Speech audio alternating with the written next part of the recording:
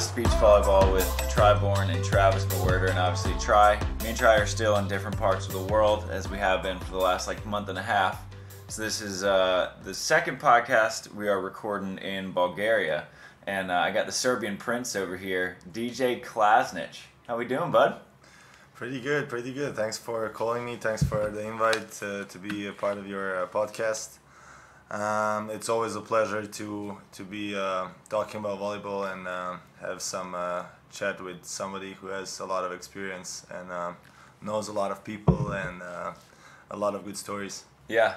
Hey, well, I appreciate, that's kind of the rule where if you kick my ass in the final and you get on the podcast and DJ and this Bulgarian blocker whose real name is Bronco Grozdanov. Yeah, Bronco.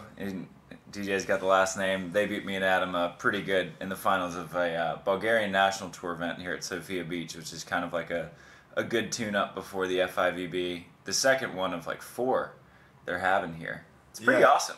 Yeah, it's a really good thing they did here. They're trying to bring the level here. They're trying to bring the good players and good teams.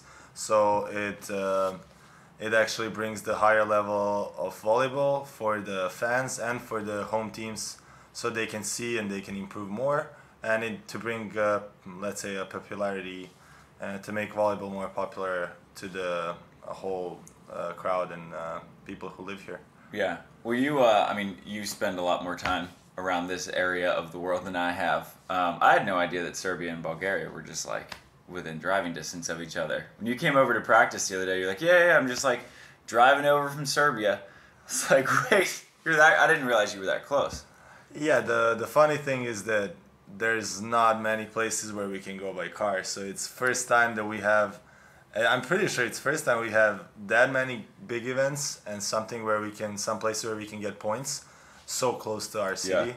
Because usually it takes our flights or drives, they're longer than 12 hours. I know we go with a car to Czech Republic and Austria and places, but it takes way more time than coming here.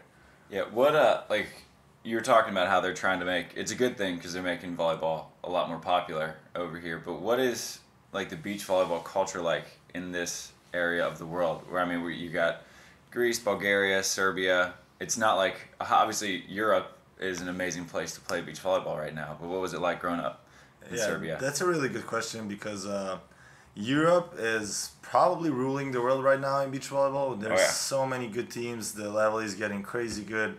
There's even too many teams to compete on the number of events the FIVB provide, which is kind of the story by itself. But for this part of Europe, it's actually beach volleyball is not that popular, and all the federations, all the countries are struggling with the same problem where there's not enough funds and there's not enough teams that compete. So mostly in Balkan, so as you mentioned, Greece and Serbia, Bulgaria, Romania, we're all indoor players. We all started indoor, and then at some point we either decided to play only beach or we play half and half. Yeah. So I think that's the hard part, how to get to the higher level from here. In particular in Serbia, the only way to continue playing and to get to higher level is to leave Serbia during winter and go to places as Florida, as I did, or Brazil, as the other guys did, or some other places where you can find good volleyball during winter. Yeah. So did you grow up playing mostly indoor then? And were you kind of always a little bit attracted to the beach, or did you just kind of stumble into beach? That's kind of a funny story. I grew up in a volleyball family. Okay. Both parents were indoor players, but at that point when they were younger, the beach volleyball was not a real sport. Yeah. Especially not in this part of the world. Right. So they played beach. They're pretty much one of the first people who played beach in our region. Okay. And they were taking us, when they stopped playing indoor, they played beach. They were taking us on the beach, and we were playing on the side, looking. So how we were getting older, we were playing with them. First it was me and dad, because I was the youngest, against my mom and my sisters. Yeah. And then when I got better, my mom was like, okay, you play with me.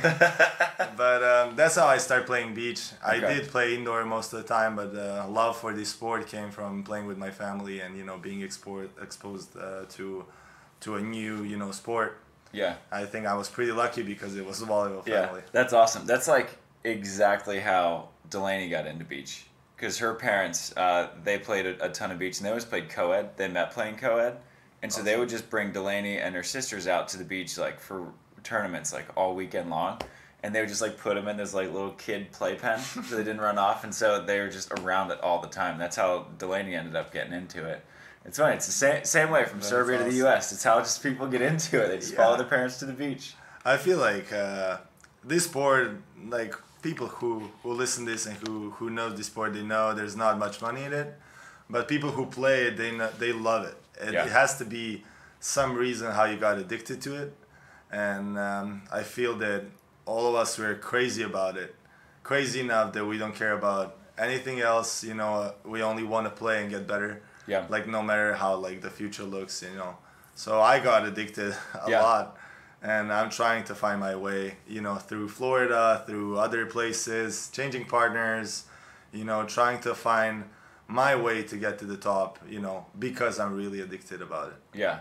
And like, as you mentioned, and as is like just a uniform fact, there's like not a ton of money in beach. And I mean, you're still young enough. You're what, 25? Yeah, 25. Where is indoor still an option for you, or something that you'd still want to explore if it were on the table? I feel that I actually talked to Bronco yesterday about it. Bronco is he's a really successful indoor player. He's a beast. Like played in Italy. He played in France. He played in Qatar and in all the places. Like, he's a really experienced. And he asked me the same question, and my answer was, honestly, like, I don't mind indoor. Yeah. I mind too many people in the court. I barely get along with one. but I would probably try it if there was like a good opportunity. Yeah. But it doesn't work like that. It's a complicated sport. You have to start from the bottom. Then managers have to see you. Yeah. You know, and you have to prove yourself. Then you maybe have a new opportunity, and the whole thing would take years. And I'm not ready to give my years for that. I like what I'm doing right now, and I'm also studying software engineering, so that could be my other option. So I don't want to invest too much time in you know, something that is not you know, secure, and it's not that fun. Yeah. You know, a closed gym, as I said, too many people. There's a coach that you need to listen. On beach, it's kind of you know. You're kind of a friend with the coach. You're making a team together. Yeah. You know, you're choosing who's going to be your coach. In indoor, a coach is choosing you to be a part of his team. So there's a lot of involved, but I do love indoor. I played indoor more than 10 years, but I'm pretty sure that's it for me. Yeah. From a close place. Yeah. So for you to make that decision to kind of focus exclusively on beach, that was probably like seen as somewhat unusual at the time. Because it's not like Serbia has like a ton of beach volleyball players running around. So like, how tough was that choice to say, you know what, like, I'm going to play beach? Because I mean, you played a ton of FIVBs. Yeah, so I was lucky that at that point when I was getting old enough to compete with the older guys, the coach who was a national team coach, he saw me and he gave me opportunity to play on the World Championship under 19 in Cyprus. Okay. And then one more World Championship in Poland, and then few underage tournaments. Like, this is all underage, like European and World Championships. And this is how I got to see where the level is and how the teams are. So at that time I was playing indoor, getting older, you know, like trying to decide if I want to go to serious thing or not. Yeah. And it happened that in indoor I played in Vojvodina. It's the number one place, number one club in Serbia. Okay. And they wanted me to be a libero. Okay. Because I was not tall enough, and by the way, I'm 6'4".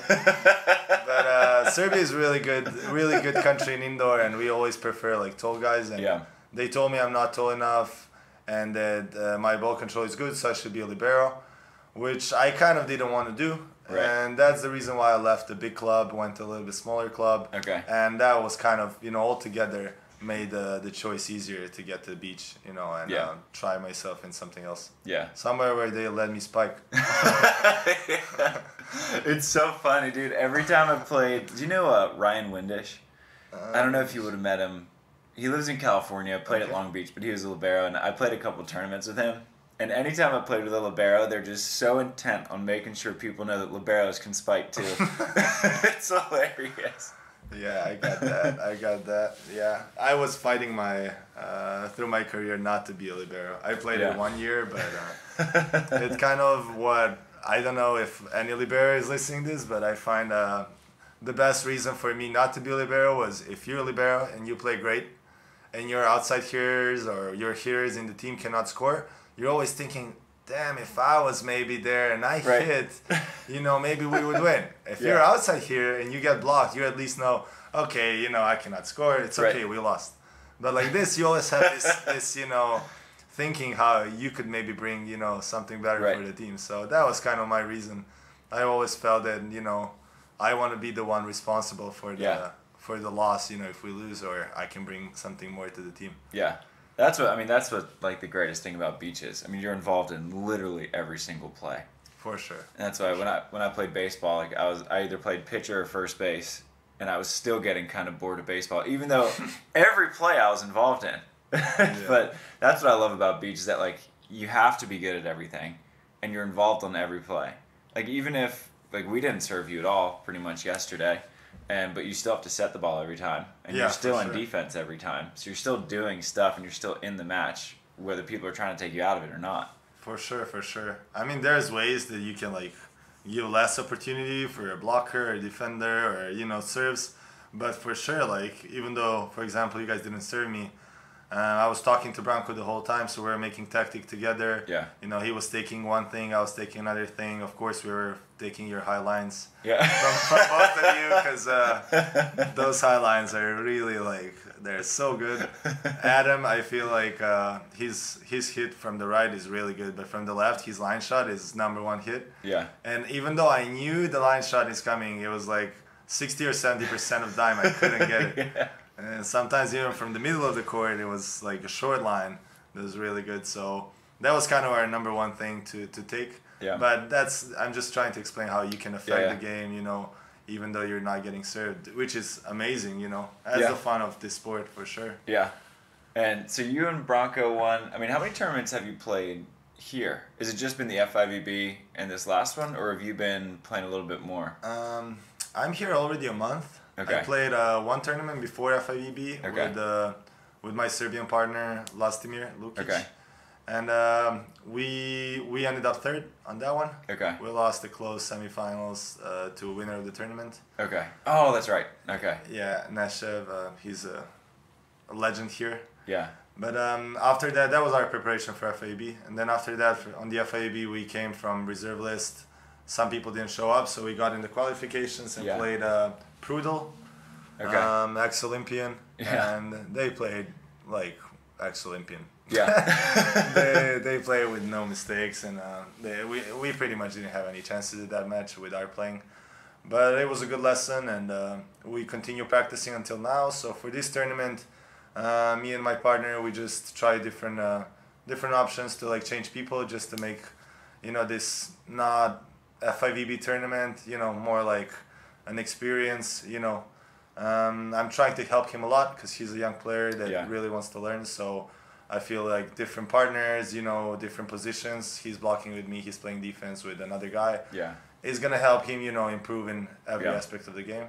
Yeah. So, this was the third tournament, and we're hoping to play the FIVB again. We're on reserve list. We're here, so if somebody doesn't show up, it's going to be, again, a new experience. Yeah, which seems like the odds are kind of high because, I mean, you guys were bumped in last time, and the qualifier didn't even fill up because teams on the reserve list, like for the listeners, like there's, I don't know, 2 or 3 dozen teams on the reserve list, but none of them actually show. For the teams who are on reserve list, don't come. Everybody's gonna come.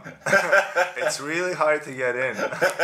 But in general, I don't know. There's some teams that didn't show up last time, so they might not show up again. But maybe they are.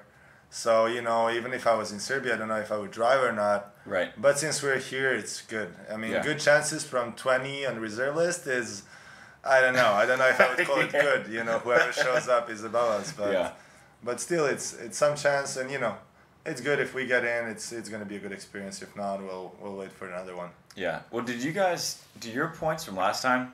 do they count for this one, or is it too close? It's like right on the border, the system I feel goes like this. The list goes out 20 days before the tournament. Yeah. And then they're counting points at that time, which was before we finished the last FIVB tournament. So they're not included in this.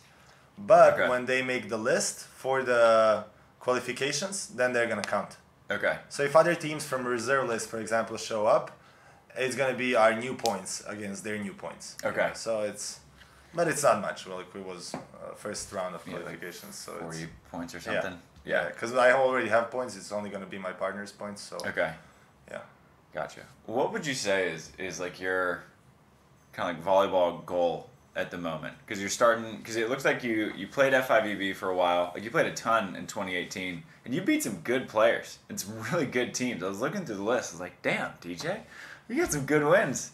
And it looked like it slowed down a little bit, and then now you're starting to pick it back up. So my career, like successes, they came in 2017, I think, when I played with Kolaric. And we had some success. We won the first CEV medal. It's kind of a 1-star now. But before, 1-star in Europe was called the CEV satellite. Okay. And Serbian teams never won a medal, so that was a huge thing. So you won the first we won the first medal ever, yeah. Dude, that's awesome. I didn't know that. Yeah, that was really like, that was crazy for us. We didn't expect it, but we tried something new. Funny thing is, Kolaric, if people know him, he's a defender. He was a libero as well. And he was blocking in our team. Okay. And he was really good at it. So is he like 6'4" too? Yeah. All right, so Serbia just has gigantic liberos. Pretty much. But we had a lot of success at that tournament. We ended up third. We ended up fourth at 2 1-stars. One in France, one in Cyprus. And then after that, we played a few more tournaments. We played in China. For example, I'm proud of that to mention, we beat Perisic and Schreiner, our really good friends. We practiced with them whole year. Oh, nice. So we were lucky enough, for example, to beat them there. But now they're going to Olympics. So that's in retrospect, that's a big win on the resume. That's a big difference for our teams. We're right now at 1-stars, but I'm proud of them, and I always text them when I can when they make a huge win. Yeah. And it's awesome to see them playing so good. They just won the silver at Ostrava, and they're middle on the list for Olympics. They're like I think they have good chances to make something really good there. And then 2018 I play with Milic. He's a blocker from Serbia, and we had again 5th place at 1-star. We had some good international tournaments in Czech Republic, in Switzerland. So I had like different opportunities with different partners. Yeah. I played in Florida, of course, with great players, as Ricardo, 2-time Olympian, 3-time Olympian. Yeah. Sorry. Or even 4. I know he has three medals. He has all the medals. 4, 8, 12. He's maybe even 4-time Olympian. Did he play 16? Or maybe it was 2000. I think. So it's 2000, 2004. Definitely 3 medals. 08 and 2012. He's won bronze, silver, gold. Yeah. Something like that. We'll have to fact check that. But I think you're right. I think it's 4 Olympics, 3 medals. Yeah. So playing a tournament with him was a great experience again. Yeah. Getting some advices from him, seeing the game from a different perspective. I also think Brazilians play different than Americans, different than Europeans. It's all different style of game. Yeah. They're proven to work. Yeah. All the countries are actually successful. I play with some AVP guys like Piotr Marciniak. He played with me 2018, I think, and we played again now. I play with Logan Webber, with Andy Benesh. So all these players, I think they helped me grow and get to the level where I am now. But now, the answer to your question was the goal is just to continue getting on a higher level. Yeah. I still feel that I didn't reach my level where I could be, my limit. Yeah. And I always said I'm gonna play until I see that's it. I reach my top level. I can't go any more further. Yeah. And because I feel there's more for me, I wanna try different options, and I was looking for some options for a green card. It's kind of hard to get it. If it's easy, everybody would have it. Right. But I would love maybe to play at the AVP. Yeah. Because for the FIVB, you have to play with a Serbian citizen. Yeah. Which we don't have many players. It's pretty much 4, 5, 6 of us playing. Yeah. So I was looking for that, or like trying some other options. Maybe developing some younger players, and I'm still hungry for these strong and high level tournaments. So that's my goal. Yeah. Is to see where it ends. I like that. Where's the limit? Just getting as good as you can be. I like that. Me and Jade were talking about that last night. She was like, "What do you want to do with volleyball?" I was like, "That's a great question." I was like, "I tell you what, I never thought I'd be sitting in Bulgaria in Sochi playing beach volleyball." So I don't know. Sure. I'm like, I surpassed whatever expectations I had, because I just wanted to make one main draw. Like when I moved from Florida to California, I was like, I just want one, and I'll retire happy. I'll keep writing and doing whatever. Yeah, but you got addicted. Yeah. Oh yeah, hooked, like big time. It sounds like the same thing kind of happened to you, where you're just like hooked, and now it's just like, let's just get as good as we can get and see what happens. Yeah, once you see that you can make some success, once you see that those teams you watch on TV are not that much better than you, that motivates you even more. Like I always thought, like, wow, like those players are so amazing. Like I grew up watching Phil and Ricardo. They were my 2 top players, Emmanuel as well, and Todd Rogers. Like I remember those legendary fights between them. Yeah. And then this year I got to practice with Phil and Nick. I got to play with Ricardo, and like seeing that you can compete with them. Of course, they're still the best, but competing with them, giving them a good game, that's something that gives you so much motivation. Oh yeah, for sure. They're not aliens, they're humans. Yeah. Who just work hard to be where they are, and I feel that we can continue growing and maybe get to that level. Yeah. I think that's probably the best way to explain it. And then you not only got to play against some of the best ones, but like you mentioned, you played with Ricardo. How did that happen? Like, how did that work out? Because I'm sure you didn't just run into Ricardo and it's like, hey dude, what's happening? Yeah, let's go play some tournaments. Some people already ask me how did you convince Ricardo to play with you? And I'm like, to be honest, I don't even know. This podcast is also brought to you by our good friends over at Wilson Volleyball. You guys know the drill. The AVP plays with Wilson Volleyballs. You know why? Because it is the absolute best volleyball in the game. The college game plays with Wilson. Even the German tour is playing with Wilson Volleyball. Wilson is taking over the world, beginning on the Castaway Island with Tom Hanks, and they're not stopping until they get the whole beach volleyball world. So do your part and use our discount code SANDCAST-20 to play with the best beach volleyballs in the world. All right, that is SANDCAST-20. It's almost summer again. Time to get your refill of volleyballs. So use our discount code SANDCAST-20 to get 20% off of all Wilson volleyballs. And now, back to the show. Since I was in Florida, I've been there 4 years. And a few times we played some finals. So he kind of remembered my face, but I knew Ricardo. I heard that Ricardo, he's a little bit shy. He doesn't really talk too much to people. Yeah. And I tried to talk to him a few times. We had a small conversation, and I asked him if he would like to play one tournament with me. I think 2 years ago or something, when I was alone in Florida. And at that point, he didn't know who I am, so he kind of just didn't answer. Right. But then last year he coached. We did one practice where he coached me and my partner, and then this year I sent him again a message. I was just trying every time to ask him, hey, if you don't have anybody to play with, I would like to play one tournament. Yeah. And because we have a friend that is I have a friend from Deerfield Beach where I stayed. Okay. That is a really good friend from Ricardo. He talked to him as well. And Ricardo said, okay, come to the practice. Let's try it out in the practice. If I like it, let's play. Yeah. And it was good. The practice went fine. And he said, okay, let's play one tournament. And when we won, it was Dig the Beach. Okay. He came to me. He said, hey, do you want to play one more? Yeah. And I was like, wow, of course. I want to play any tournament you want to play. So after that, every tournament that I saw that was coming up when I was in Florida, I sent him a message first. Yeah. And I was like, hey, can you play? And then sometimes he was busy with indoors, sometimes not. So we ended up playing, I think, 3 tournaments. Okay. Which was awesome. Yeah. You know, and maybe, hopefully one day we're going to play at least one more. Yeah.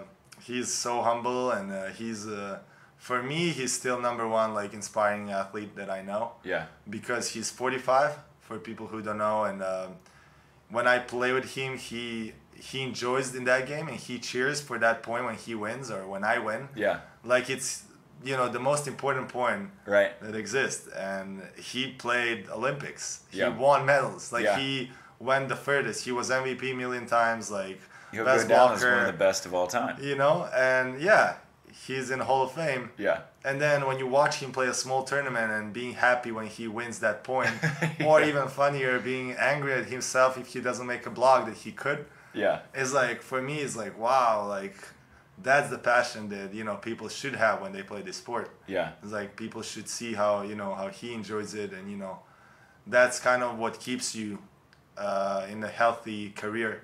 Yeah. You know, throughout the years, not to lose the motivation. Yeah. It's like just being happy about, you know, every play. Right. It's he's amazing. He's Yeah. amazing. I've never met Ricardo, but there's this saying, like, never meet your heroes, right? Because we always, like, we build him up and put him on this pedestal, and then when we meet him, we're like, like, this guy's not that great. But it sounds like Ricardo, like, more than lived up to what you thought he might be, because like you said, like, you watched Ricardo and Emmanuel and Phil and Todd, and then you get to play with him. It's like, Ricardo's the man.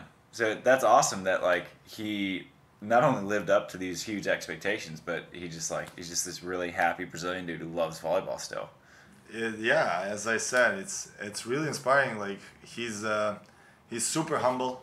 Yeah. And a story where we played a tournament, and of course playing with Ricardo brings a little bit pressure. You know, like, hey, if you lose with Ricardo in Florida, you know, something is not good. Right. And we did lose one time. We lost the finals against Jeff Samuels and Dylan. Okay. And they played great. And we played pretty good. We lost in tiebreak. Yeah. And it was, I don't know, like 15-12 or something. They're still putting But videos on Instagram after like that, every other day. Yeah. Sure. They're holding on to that one. Yeah, but it's okay, you know. Yeah. I would do the same, you know, Yeah. playing against the legend and then being able to win. It's you know, really good. Yeah. It's something you're gonna remember. Yeah. And of course we play after that, and we got our revenge. Yeah. But anyways, it's after a tournament I was crushed, you know, and I was sitting and thinking like, wow, like I just lost with Ricardo, you know, Yeah. like how come that I didn't play good enough, you know, to win. And he just came to me and he said, look, it's volleyball. You win, you lose, you know, it's okay. Yeah. Like, and then he said this sentence where he was like, I could do better and I could help you more, and I didn't. So, you know, Yeah. it's okay. Don't blame yourself like I didn't help you. Yeah. And I was like, wow, like, Dude, that's awesome. like instead of being, you know, like mad or something or upset, he just came and he took, you know, responsibility, and he was Yeah. like, yeah, I didn't do more, you know, because of course you can. We go back to what you said, like how much you can affect as a player even though you don't get served. Right. You know, you can always take more. Yeah. And that actually made my day, and, you know, helped me to like forget about the tough loss Yeah. with Ricardo in the Yeah. finals, and, you know, being able to play with him again after. And after that we did play great, and we won the tournament. I don't know the players, but I remember we played Piotr and Rafu, and again in a really good match. Yeah. So it was awesome for sure. Yeah. Like, it's just one story about him, and, you know, how he approaches the players and, you know, teammates and a whole volleyball thing. I was gonna say, like, what a totally different response from your average beach volleyball player. Because almost every time a team loses, someone's like, "Oh, like what happened?" They're like, "Oh, my partner sucked," and Ricardo's like, "I could have done more." I love that. That's great. Yeah, I think that's the difference between you know, legends and big players, and Right. you know, just like average. Yeah, I agree with that. And then you played, I mean, with pretty much every big dog blocker in Florida, which there's a lot of them now. I mean, you mentioned, It's you played getting with more and Logan, more. and Logan just won that huge tournament in New Orleans, Yeah, I saw. which is pretty good. I mean, that tournament was stacked. For sure. And then you played some with Piotr, and you guys were a fun team. You played some with our boy Andy Benesh. So you got to play with like a lot of really good players. Like your Florida experience seems to be a pretty good one. Well, when I went to Florida last year, it was September. I went to see my friends for a month. Yeah. And then to decide what I want to do. You know, if Yeah. I want to go back home and study and, you know, finish school and, you Yeah. know, maybe turn to the other side because I don't have a partner. Yeah. And it just started like that. I saw there's a lot of tournaments. I played some with my close friends, Janssen and Alex. Okay. And when I saw there's like tournament every weekend because of COVID, they just opened. Yeah. And all the organizers, they wanted to make tournaments. Yeah. That they didn't have in months before. Yeah. So it was literally every month, every week was a It's tournament. crazy. And I was like, okay, look, I want to stay a little bit longer. So I moved my ticket 2 months. Yeah. So instead of a month, to stay 3 months. Yeah. And I ended up actually having a good partner. Piotr wanted to play a big tournament. We lost in quarterfinals. I remember it was AVP next against Tim Baumgren and Bruno. Yeah, Tim Baumgren and Bruno, where Bruno was bombing serves. Good beach for Bruno. For sure. No sand. No sand. No, they both played great. It was Yeah. it was a really good match and good lesson for me. And then after that, you know, Logan wanted to play a tournament with me, and when I would play with him, I was like, wow, well, you know, I actually wanna stay and try to play more. Like this is a good level, and you know, if I go back, I don't have anybody to play with, so let me just, you know, have some experience here. And I decided to stay more. So after 3 months, I moved to 6 months. Yeah. That's the maximum I can stay in US in a year. And things just started to work out for me. Like Andy came. Actually, I called Andy to play a New Year's tournament. Okay. And he said yes. So I was like, oh wow, he's gonna come from California to play. But that was again a good experience. And then Phil and Nick, they start practicing for Doha. So they needed some sparring partners. So I got to practice with them a lot. So my whole experience turned to be way better than what I actually intended to have, you know, just to go for a month and have good times with my friends, you know. Yeah. And I mean, what would you say, like, what are some of the bigger things you learned or took away from that Florida experience? Just as either a beach volleyball player or a human, I don't know if you came away with like any big takeaways. Well, for sure, it's I saw like how people train there and stuff. Yeah. And I saw that I'm not the only one who struggles, you know, with partners and with motivation and and you know, like I talked to Andy, I talked to other guys who are like kind of my age. Yeah. And who are sacrificing a lot. So that kind of helped me, you know, to continue, you know, to continue being motivated, to continue making plans and trying to, you know, make something big out of this. And for, you know, it was because I see motivation in other people. Yeah. And I see Florida as one of my favorite places. I kind of call it beach volleyball heaven. Yeah. People say it for California that it's the best place, but Florida has the most like tournaments. Oh yeah, there's no question about that. And the passion there for volleyball is what actually like brings me there every year. Yeah. Is when I see people like, you know, average players from the beach being motivated to get to AVP. Yeah. You know, being motivated to get from AAA to Open. Yeah. Being motivated to, you know, learn how to jump serve. Like, they have their own work. You know, they finish their jobs. They're running to the beach to get a little bit better. Yeah. You know, to take one set from Ricardo to, you know, like that passion is something that doesn't exist in my country. Like beach volleyball it's a joke. You know, it's when I say I play beach volleyball, people are like, okay, but what are you actually doing, you know, in your life? I'm like, that's a real sport. Like, is that Olympic sport? I'm like, yeah, it is. Yeah. For a long time, but so it doesn't exist. You know, there's no passion and there's no motivation. There's no people don't recognize your work there. You know, in Serbia or in Balkan, you know, beach volleyball is just something small. Right. It's a hobby. You know, it's a hobby, and in Florida, it's, you know, a lifestyle. Yeah. Like people live for that beach volleyball. Oh, yeah. People move, like Deerfield Beach. People move to Deerfield Beach and places near or to Tampa to be able to go to the beach after work and play. Yeah. You know, to have that life that every day is actually beach volleyball. Yeah. You know, because the weather in Florida, it gives you opportunity to play every day. Yeah, year round. I don't know, 4 years where I was there, maybe 10 days I didn't play. It's like crazy, you know. So that passion is something that also like I would take home and you know, try to share with people. Yeah. And everybody who asks me, I try to tell them that Florida is a good place to go and, you know, experience it. Because as well, tournaments, you know, people go like it's a party. Yeah. People go like so happy, like it's a huge event. Yeah. It's like to be there, social to event. see their friends, you know, to like have a full day of volleyball. There's always a lot of courts because there's like open, AA, AAA, you know, co-ed. Yeah. There's so many teams that, you know, just when you go there as a beach volleyball player, you feel so, you know, fulfilled and happy. Yeah. It's amazing. Yeah. I wish it's like that everywhere. What originally brought you to Florida? Because you mentioned that you've been going back and forth for like 4 years. Yeah, first time we came, Serbian team was there, our women teams. Okay. Milena and Maria. Okay. They were #1 Serbian team. And Milena Matic, she played with Katie Hogan.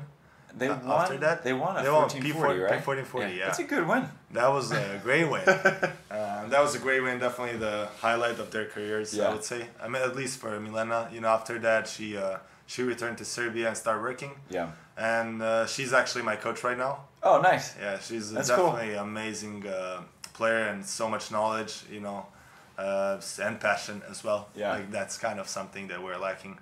But anyways, they were there practicing with this coach, and they called us. They're like, hey, you know, you guys want to come and, you know, experience this? And me and Lazar, because we played together that year, and the winter was coming, we didn't have any options. Yeah. And we were like, yeah, sure, you know, let's go and be there for a month or two. Yeah. So we took tickets and we went there, and first time we practiced with that coach. Girls were there, you know, so it was easy. Because usually when you go to a new place, you don't know people. So it was easy because he would help us, they would help us, you know. So we met some local people. I got some connections, you know, I met some friends.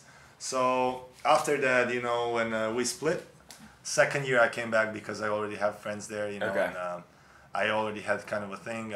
I talked to Piotr and Kaya. Kaya was pregnant at that time. Okay. And they had a guest bedroom, so they let me stay with them. You know, we were kind of living together for... I would say 2 months. Okay. So that was Very like cool. Amazing, and like I appreciate it so much. Yeah. So, you know, I just had a lot of help from people, but the more and more I was like getting new friendships, connections, it would make it easier for me. Yeah. And in the end, last 2 years, there was this Serbian guy, Miki Minic, who helped me tremendously. Like he found a place where me and Miloš can stay 2 years ago, and I stayed there this year. And he organized, you know, us to have a car, every problem, you know, like everything. He was there. He was like literally family, you know, family who I have in Florida, which was amazing. Yeah. So, you know, it's kind of like just a few things just came together. Yeah. And I was lucky enough to have opportunity like that, you know. Yeah. I'm pretty sure not everybody is, you know, have the same opportunity. It's pretty so sweet. I have to be grateful for it. Yeah. So you're allowed to do what, 6 months in the U.S. every year? Yeah, I have a tourist visa 10 years. Okay. But I'm allowed to stay 6 months in a year. Okay. That's pretty cool. Do you have like... Not enough. So, I agree. I'm with you. So what is the green card process? I've never had to do it. It's so complicated. Yeah. I thought I can go through like extraordinary abilities. That's something that professional athletes can go. That's what Ricardo probably has that. Ricardo, but it gets so much easier if you have Olympic medal, and it gets 3 times easier if you have 3 medals. Yeah. But some Brazilians girls won as well, but they also have Olympics. Okay. But Grant O'Gorman won as well. Okay. He's the guy who I talked to last. But you know, he has a these green card? Yeah, that's what he told me. I'm surprised he hasn't played any AVPs. Because it was just recently. Oh, okay. And there was no AVPs in the meantime, you know. Got it. That's pretty cool. Only the 3 events that was closed for people who had points. Yeah. Okay. But you know, I talked to some people, but all these people, they're like, they have great results on the FIVB. You know, my greatest result is that first medal for Serbia, which is for Serbia great. Right. But for overall world, it's not that big. Yeah. So I don't think that would bring me, you know, enough credits to get the green card.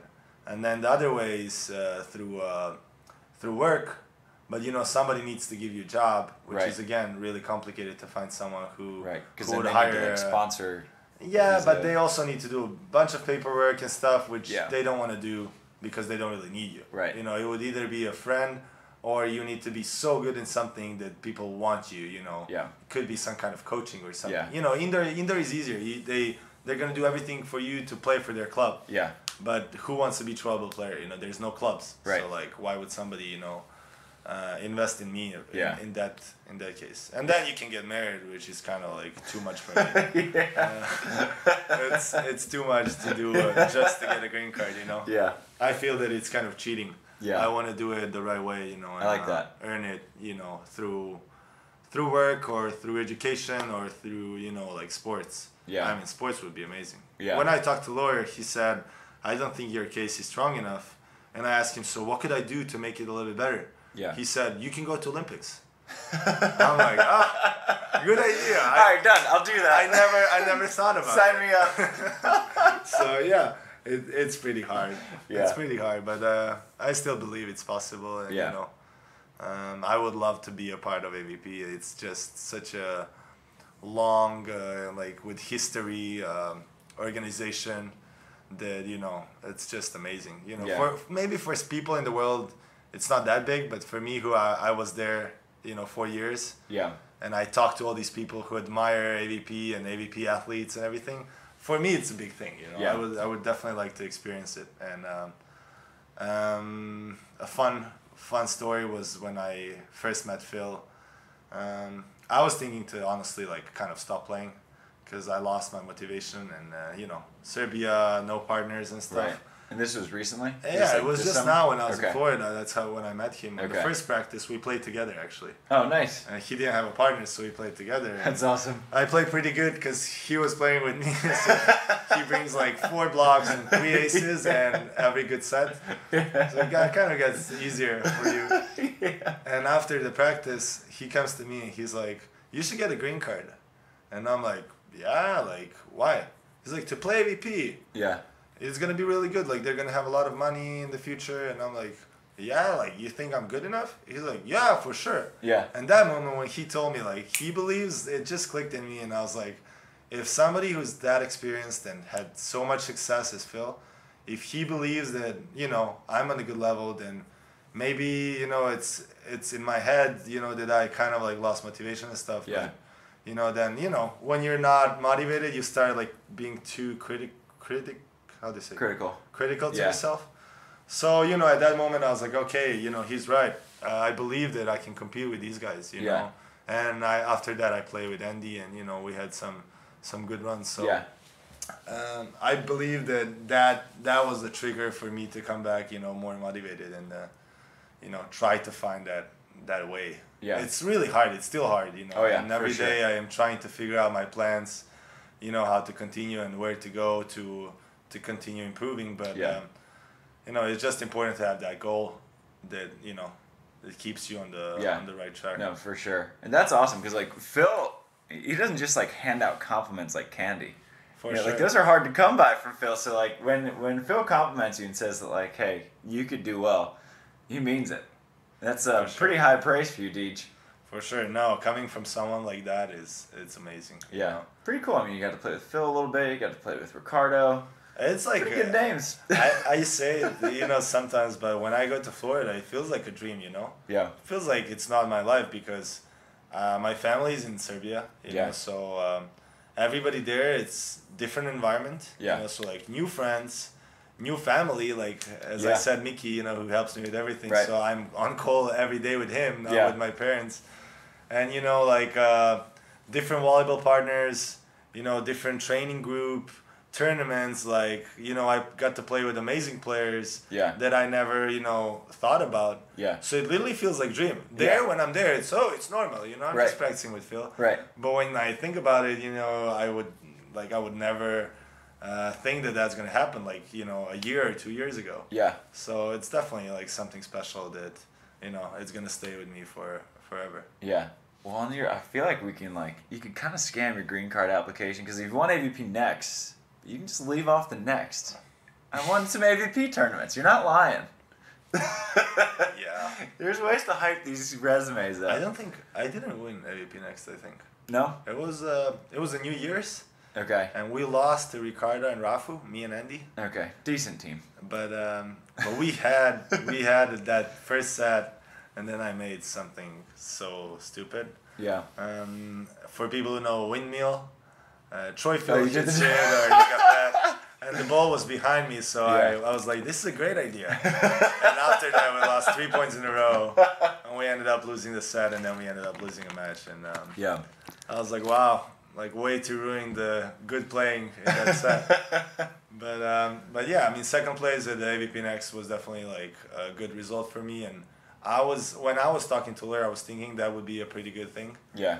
You know, but it all depends on who is looking your application. Right. And, you know, if it's a good day or not a good day for him. Right. But, you know, it's pretty expensive to apply and then get rejected. Yeah. So, you know, for my part of Europe, it's super expensive to invest all that money Yeah. and, you know, get rejected. Yeah. I couldn't do it a few times. You know? Right. So, you know, it's kind of, I don't believe I'm going to go that path, but it's still an option. Yeah. So we'll see, you know. Yeah. Well, I'd agree with Phil that if you were able to play an AVP, you'd have a pretty long list of blockers. It'd be like, dude, yeah, you got a partner for this one or what? That would be amazing. Yeah. That would be a completely different thing than what I have now. It's like, I need a blocker. Yeah. Would you be my blocker? Yeah. Like I'm asking all the defenders, would you be my blocker? Yeah. There's no more blockers left. Yeah. Well, would you consider splitting? No. Yeah. Like, unfortunately, like, I don't mind it, but my block is so bad that whoever plays with me, You know, it's just for the not- best if you're back. It's not gonna get many digs or blocks from me. So I tried a few times. I even like won a tournament in Florida when I blocked, but Yeah. it's not the level that I'm looking for. You know, Right. if I can jump or you know if I have like longer arms or I don't even know. Yeah. I wouldn't be a libero if I know how to block. Right. But yeah, I don't mind split blocking, but it's just not efficient as me in defense. And I think that new way of beach volleyball, the faster one and everything, is just it's requiring a big blockers. And if you think about the teams on the tour, there's not many split blockers anymore. It's only Samuel Smedens and Herrera Gavira, and Try and Trev.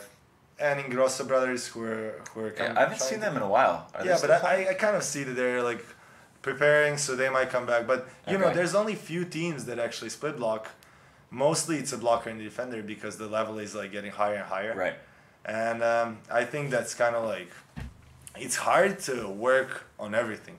Yeah. That's my opinion. Yeah. If I feel that I never have enough time to work on my skills. Yeah. I feel like, okay, today we're going to work on defense, but I'm like, yeah, but you know, when are we going to serve? Right. When are we going to do the passing? You know, Yeah. I feel always there's not enough time. I'm the same So way. imagine you like work on defense and block and dropping off net and you know like everything. Yeah. It takes a lot of time. Yeah. Try and Trevor are definitely a team that works well in that. Yeah. But if you think that they're both blockers, mainly blockers, then like made defenders after that, Yeah. that's kind of how it can work. But I Yeah. don't believe it can work from defender to the blocker. Okay. If you're not talent, like if you don't, your genetics are not that you can jump Right. like Bronco. Yeah. He jumps over net. I do. God, I was breaking down the film last night, and so I was looking at it and slowing it down, and Bronco's like chin is over the net. I'm like, Jesus. It's not only Bronco. that. I did the same. I slow down the video, and it's every time. Yeah. It's not like one time. Every time he jumps, and he's like, oh, chin over net. Just I'm flies. like, how is this happening? Like that guy, if he decides to play beach, Yeah. which he really loves to, but he makes a lot of money in indoor. Yeah. If he decides to play beach, he can like go on a world tour in a few months. Yeah. Like, he can go now, but Right. like if he changed few things, you know, just to like make it a little bit better, to Yeah. polish it, Yeah. he would be, you know, ready for a 4-star. That's Yeah. how like he's such an amazing athlete. Like, Yeah. it's crazy. I'd agree with that. I think that a pretty good comparison, we were kind of talking about it in the locker room last night, but that I think, so you played against Adrian Hydrich in 2018. I think that's probably around Bronco's level. We actually played Hydra on Continental Cup a month ago. Yeah. And Hydra, he's huge. Like Yeah. I would say it's a little bit different kind of athlete. Yeah. Hydra, he's really big, a big blocker. Like, the way he blocks, like I played him before. Me and Lazar, we actually beat him France, in qualification. right? Yeah, in Yeah. Montpellier. But the way he improved in these few years, and Gerson, like working with him Gerson's as a good. defender, Yeah. he's twice better. Yeah. He's so good right now. But it's a little bit different style because his coordination is not good as Bronco, but Bronco is not big as Hydra. Yeah. Hydra sets with hands, that helps a lot. Like he's a really good hand setter. Yeah. So if you compare them, I would match them on the height, on the hit. Yeah. But I would still say Bronco hits a little bit stronger. He Like can beat it. his upper body looks like bodybuilder. Like, Yeah. I don't know. I asked him after a tournament, I'm like, you don't get tired. He's like, my legs get tired. Yeah. I'm like, what about your shoulder? You hit like first hit yesterday. Yeah. When we started tournament. He's Bombing. like, no, my shoulder doesn't really get tired. So yeah, it's such a good genetics for this. Like Yeah. he hits few times like after against you guys. Like he would get a defense or something. Like the ball would go on him. Yeah. And I would set him, and he would just hit so hard that I would start laughing, and I'll be like, how do you hit like this in transition? Like in transition, usually everybody's like a little bit, looking and like Right. falling down, and you just like, bam, full of power. I'm like, wow. It's fun to play with someone like that. Yeah. Just like set and like, just let him do the work. Yeah. He just does stuff, and he doesn't even know how good it is what he's doing. For Because he sure. doesn't play beach enough, and he's just like, oh, I just bounced it into the 6th floor window of the hotels. That's good. That's weird. Yeah. Yeah. Yeah, that's decent, Bronco. Yeah, I give him a few comments like, hey, when you pass in front of you, you can open up a little bit. It's going to be easier for you. He's like, yeah? Oh, okay. And then he goes, opens, and hits like sharp angle, like in 2 meters. I'm like, yeah, I think that helps. That works. You. He's like, yeah, I'll try to do that more. Yeah. So yeah, he doesn't really think what he's doing because it just works for him, Yeah. He's so athletic that, I'm pretty sure, okay, you block him a lot on this tournament. Yeah. And I think you had the most blocks in the whole tournament. And even when I play against him or with him, that I saw, Milos blocked him last year maybe once or twice. Yeah. But usually he doesn't care where he hits because nobody here can stop him, Right. in Bulgaria. Yeah. So he doesn't even need to change anything Right. because it works. Yeah. So, that's why I said if he just changed a few things to play a little bit better on the bigger blockers, Yeah. he would be able to play on the highest level. Yeah. It's amazing. For sure. And you're about to go back to the highest level in, what, like 2-3 weeks for the Continental Cup? Yeah, Cornell Cup Finals is 23rd to 26th June. It's for Europe continent. It was supposed to be, it's actually 16 teams. Yeah. The final phase, and only the winner gets the Olympics. Well, so it's 16 federations, 16 federations, right? 32 teams. Yeah, every federation is going to represent, 2 teams are going to represent it. Yeah. In men and women. So it's going to be like literally 32 teams there, 16 men, 16 women. So Yeah. 64 athletes, Yeah. plus coaches. It's going to be a huge event, Yeah. which is a really good experience. Yeah. But we were lucky enough. We ended up actually 6th in the second phase, which doesn't give you a spot, but gives you hope. Yeah. Because if somebody from your pool qualifies for the Olympics through the points, so if both teams from one country qualify, they don't have a spot for the country anymore in the finals because the limit in the Olympics is 2 teams from one country. So Polish teams, Bril and Fijalek, and Kantor-Losiak, they both qualified through the points, so they were in our pool. So we're taking their spot actually. We're ended up as, instead of 5th from our pool. Yeah. So we're gonna get the opportunity to play there and be on the high level tournament, which is amazing, That's awesome. It's so cool.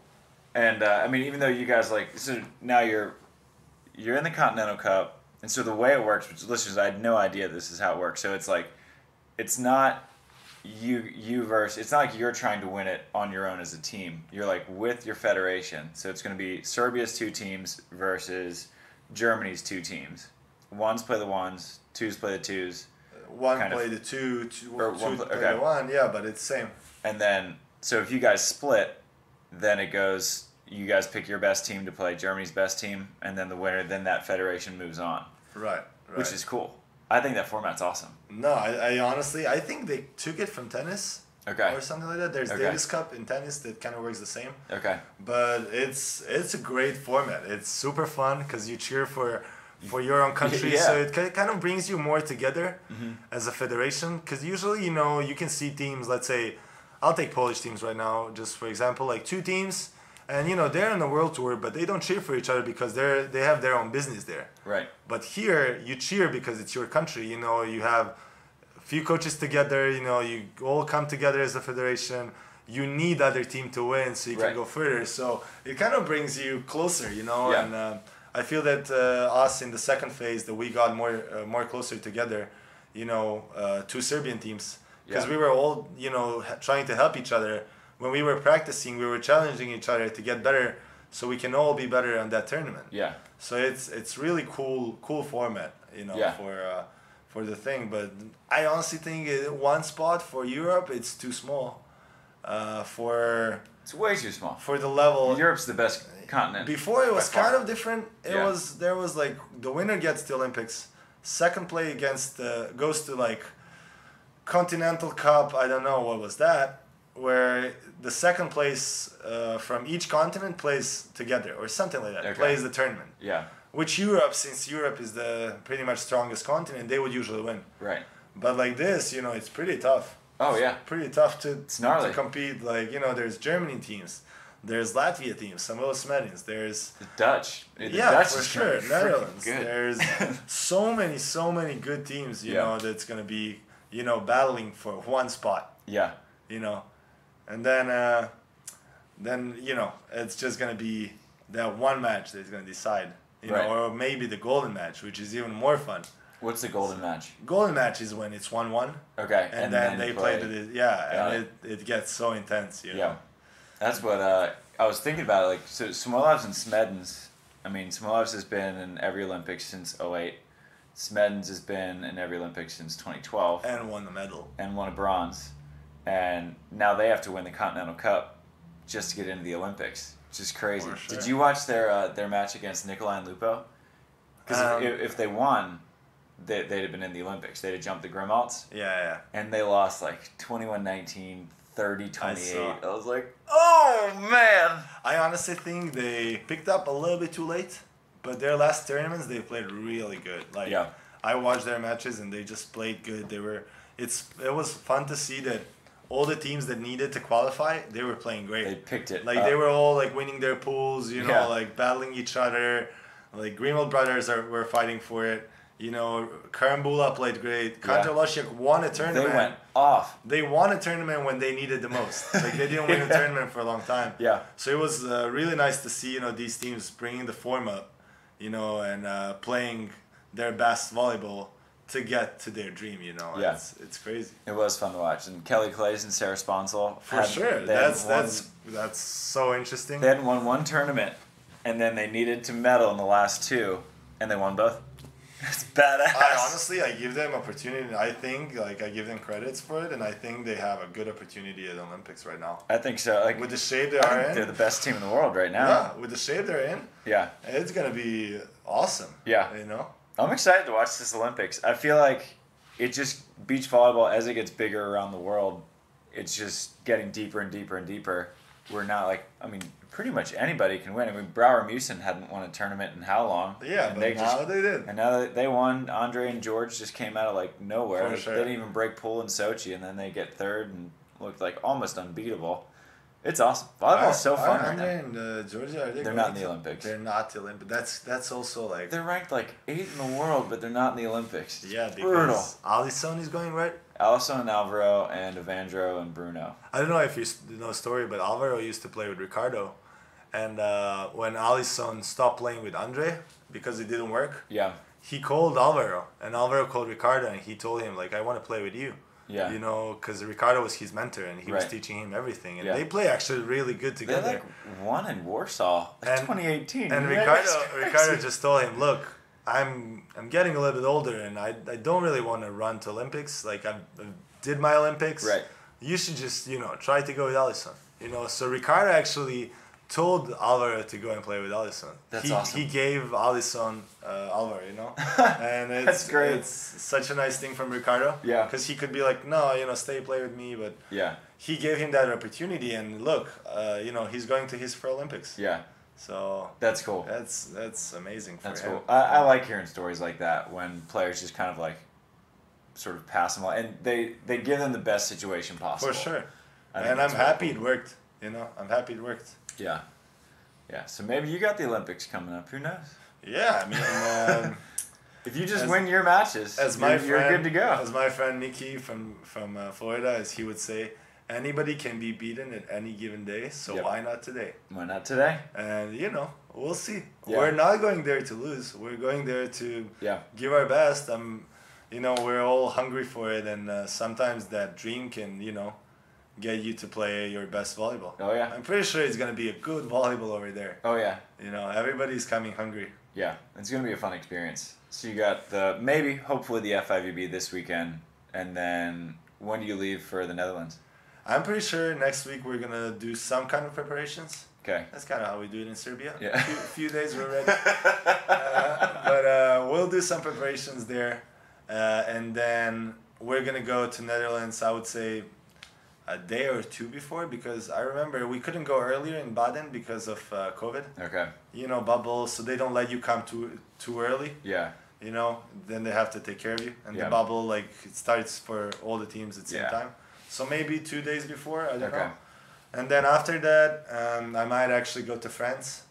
I got connected to one French club, and they want me to play there with Sylvester. I don't know if you know nice. him. Dude, he's freaking good. He played last tournament here, and me and Adam played him first round.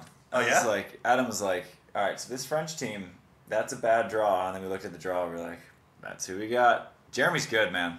No, he's such a good athlete. I played with him before, I practiced, but now when I was in France, I got to play with him more. Yeah. And he loves the fast game, which I like, kind of Florida style, low sets, shoot sets left and right. He sees the court, and he doesn't play beach for long. He plays 4 or 5 years. Really? And he already has 2-3 medals at one stars. He's won 3 golds. Yeah, so I think that says enough about him, And, it's gonna be a good experience for me as well if I get to play with him a few more tournaments, you know. And so what would you guys be playing?